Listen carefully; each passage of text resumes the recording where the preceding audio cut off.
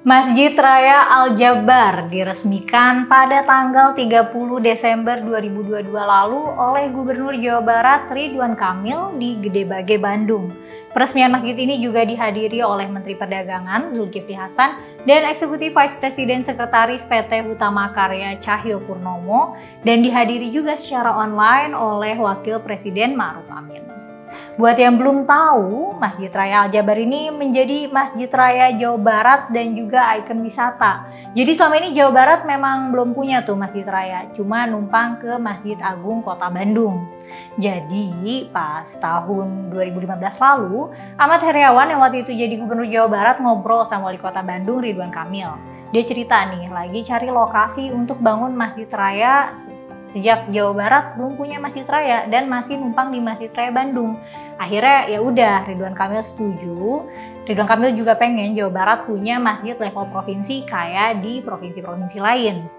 Selain jadi tempat ibadah, kawasan Masjid Al-Jabar juga dibangun proyek Museum Rasulullah dan Sejarah Islam Nusantara, danau pengendali banjir, dan ada hutan kota juga.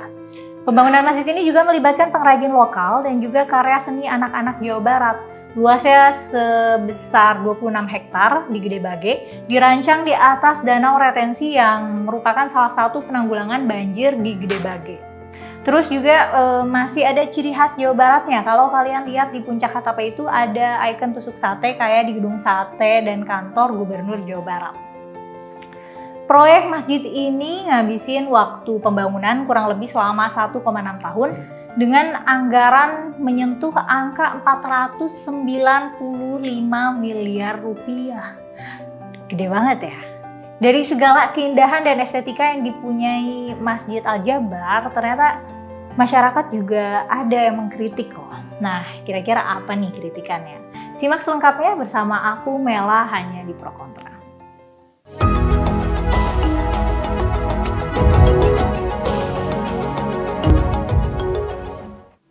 Pembangunan Masjid Al-Jabar ini memang nggak terlalu mulus dari awal, termasuk dari sisi anggaran yang menggunakan APBD Jawa Barat.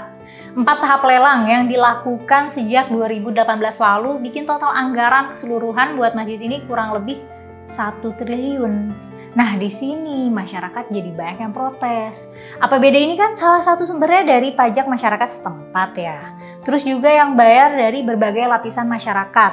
Nah, orang bayar pajak ya buat bayar pajak aja gitu, bukan buat wakaf pembangunan masjid. Di sisi lain, duit 1 triliun kan bisa dipakai buat hal lain ya.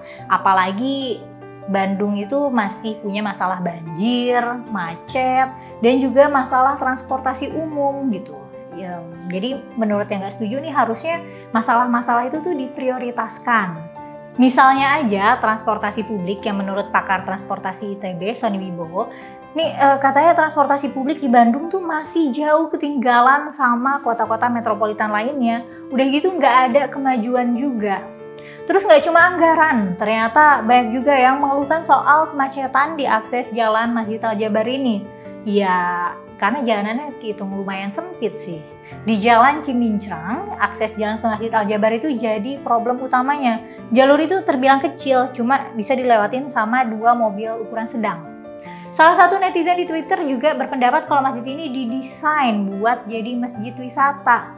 Gimana kalau nantinya ada rombongan ziarah ke Masjid Al-Jabar pakai bis?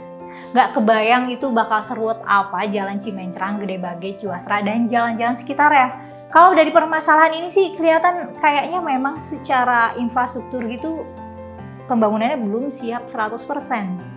Iman Lestariono selaku anggota Komisi C DPRD Kota Bandung mengatakan kalau DPRD udah ngajuin ke Pemkot supaya bisa dilakukan pembebasan lahan dalam waktu dekat, tapi belum ada respon nih dari Pemkot. Sekda Kota Bandung Emma Sumarna mengaku nggak bisa melakukan pelebaran jalan dalam waktu dekat-dekat ini. Dia menjelaskan langkah untuk mengurangi kemacetan di daerah Masjid Al-Jabar adalah dengan merekayasa lalu lintas di sekitar kawasan tersebut. Warga Twitter juga ada nih yang mengkritik katanya di Jawa Barat tuh masih kesulitan akses pendidikan, air bersih, transportasi umum. Jadi apa emang iya perlu memprioritaskan pembangunan rumah ibadah yang mahal banget itu?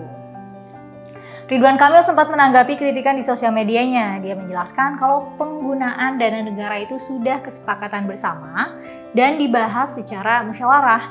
Dia juga sempat mention beberapa rumah ibadah yang dibiayain sama negara juga. Terus juga dia bilang kalau masjid ini adalah aspirasi rakyat yang selama ini merasa nggak nyaman terus-terusan numpang di Masjid Agung Kota Bandung. Tapi kayaknya maksud tujuan kritikan netizen tuh bukan itu deh.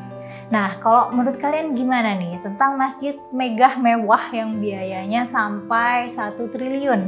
Apa emang uang segitu harusnya bisa digunakan ke hal-hal yang lebih urgent atau ya udah nggak apa-apa buat bikin tempat ibadah juga? Keputusan yang bagus. Coba tulis pendapat kamu di kolom komentar ya. Like dan share juga video ini kalau dirasa bermanfaat. Pastiin juga sudah subscribe channel Geolife ya. Nyalain lonceng notifikasi biar nggak ketinggalan video terbaru dari kita. Aku Mela pamit dulu ya. Makasih sudah menonton. Sampai ketemu di video selanjutnya.